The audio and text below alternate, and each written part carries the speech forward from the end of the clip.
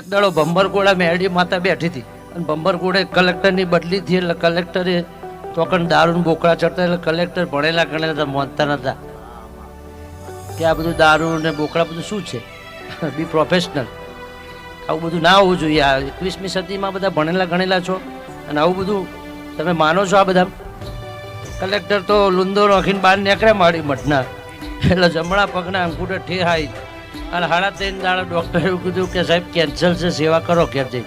એટલે ગામડે ગામડે ભટક્યો, દવાખાને ભટક્યો, એકવાર રિપોર્ટ, 2 વાર રિપોર્ટ, 10 વાર કરાયા તો એનું એ જ નીકળ્યું. અને ડૉક્ટર કહે કે હવે તમારો ઈલાજ થાય એવો નહીં, છેલ્લા 2.5 મહિના બચ્યા છે, હવે તમારે જો દોડી પોકો તો દોડી પોકો.